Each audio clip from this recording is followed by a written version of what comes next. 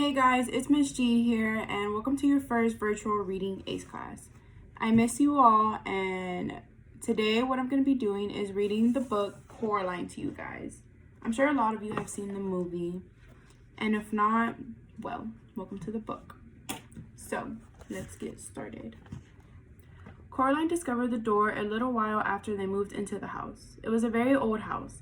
It had an attic under the roof and a cellar under the ground and an overgrown garden with huge old trees in it. Coraline's family didn't own all of the house. It was too big for that. Instead, they owned part of it. There were other people who lived in the house. Miss Spink and Miss Forcible lived in the flat below Coraline's on the ground floor. They were both old and round, and they lived in their flat with a number of aging Highland Terriers who had names like Hamish and Andrew and Jock.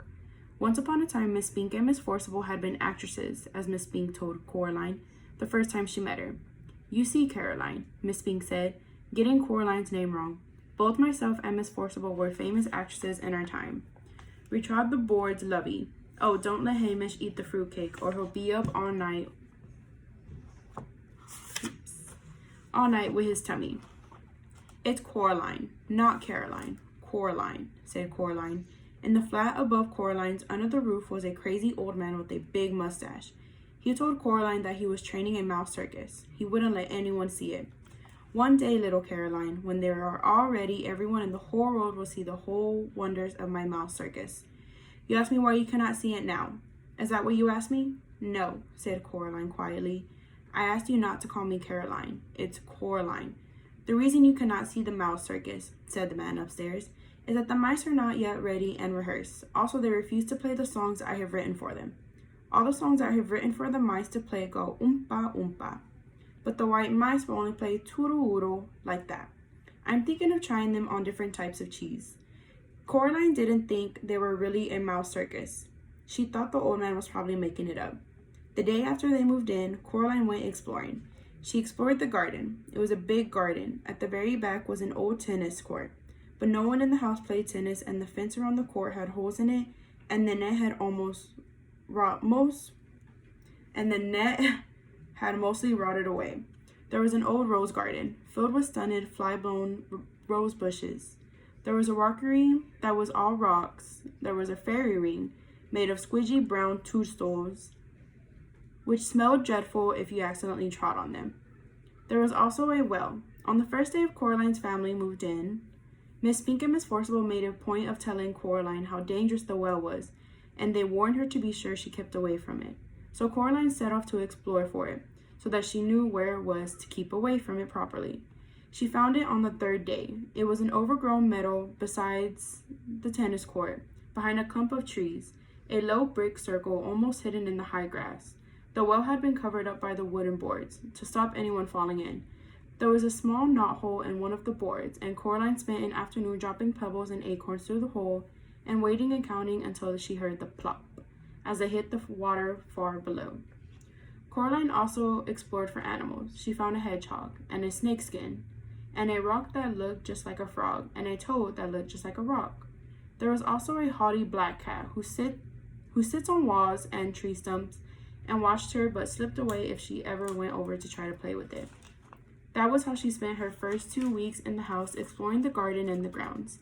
Her mother made her come back inside for a dinner and for lunch, and Coraline had to make sure she dressed up warm before she went out, for it was a very cold summer that year.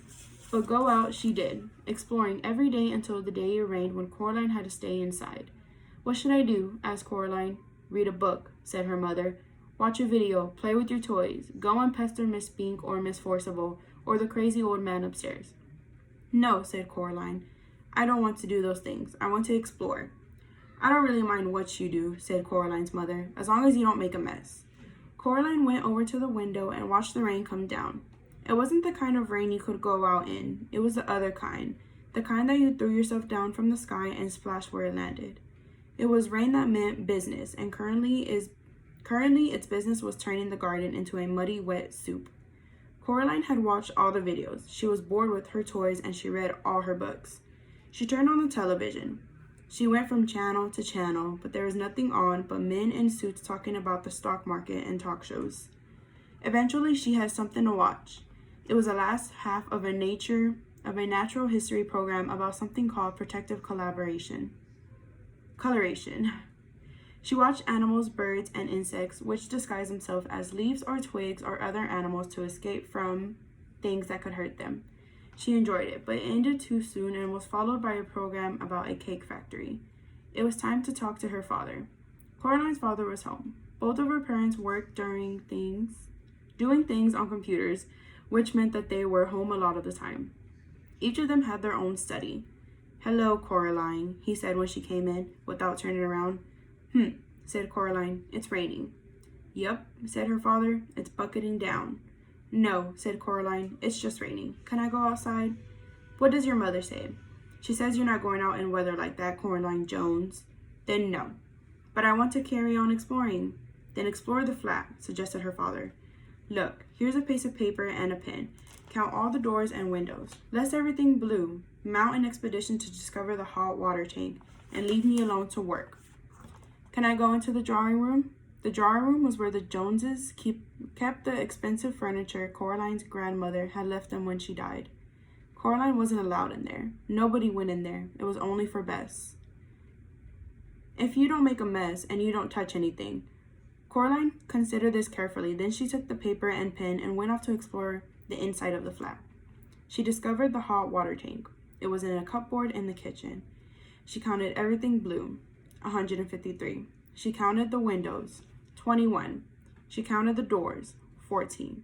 Of the doors that she found, 13 open and closed. The other, the big carved brown wooden door at the far corner of the drawing room, was locked. She said to her mother, "Where does that go?" "Nowhere, dear. It has to go somewhere." Her mother shook her head. "Look," she told Coraline. She reached up and took a string of keys from the top of the kitchen door frame. She sorted through them carefully and selected the oldest, biggest, blackest, rustiest key, then went into the drawing room. She unlocked the door with the key. The door swung open. Her mother was right. The door didn't go anywhere. It opened into a brick wall. "When this place was just one house," said Coraline's mother, "that door went somewhere. When they turned the house into flats, they simply bricked it up. The other side is the empty flat on the other side of the house. That one's still for sale." She shut the door and put the string of keys back on top of the kitchen door frame. "You didn't lock it," said Coraline. Her mother shrugged. "Why would I lock it?" she asked. "It doesn't go anywhere." Coraline didn't say anything. It was nearly dark outside now, and the rain was still coming down, pattering against the windows and blurring the lights of the cars in the streets outside. Coraline's father stopped working and made them all dinner. Coraline was disgusted. "Daddy," she said, "you made a recipe again?" "It's leek and potato stew with the tarragon garnish and melted Gruyere cheese," he admitted. Coraline sighed. Then she went to the freezer and got out some microwave chips and a microwave mini pizza. "You know I don't like recipes," she told her father, while her dinner ran around and around and around, and the little red numbers on the microwave were even counted down to 0. "If you tried it, maybe you'd like it," said Coraline's father, but she just shook her head. That night, Coraline lay awake in her bed. The rain had stopped, and she was almost asleep when something went tss, tss, tss, tss. She sat up in her bed. Something went key. Coraline got out of bed and looked down the hall, but saw nothing strange. She walked down the hall. From her parents' bedroom came a low snoring. That was her father. And an occasional sleeping mutter. That was her mother. Coraline wondered if she dreamed it, whatever it was. Something moved. It was a little more than a shadow, and it scuttled down the darkened hall, fast, like a patch of night. She hoped it wasn't a spider. Spiders made Coraline intensely uncomfortable. The black shape went into the drawing room, and Coraline followed it a little nervously. The room was dark. The only light came from the hall, and Coraline, who was standing in the doorway, cast a huge and distorted shadow onto the drawing room carpet. She looked like a thin, giant woman. Coraline was just wondering whether or not she ought to turn on the lights when she saw the black shape edge slowly out from beneath the sofa. It paused, and then dashed slightly across the carpet toward the farthest corner of the room. There was no furniture in that corner of the room. Coraline turned on the light. There was nothing in the corner, nothing but the old door that opened into the brick wall. She was sure that her mother had shut the door, but now it was ever so slightly open. Just a crack. Coraline went over to it and looked in.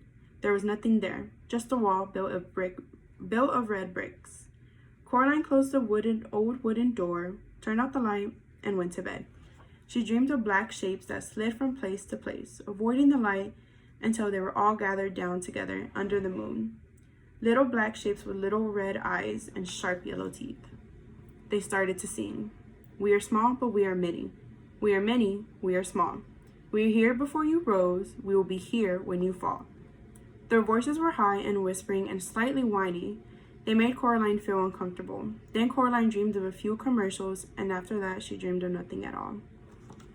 So, that was just the first chapter of Coraline.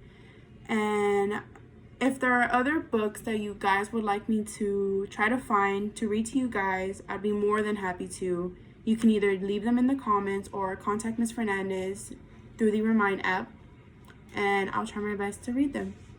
But other than that, I miss you all, and hang in there, guys. Adios.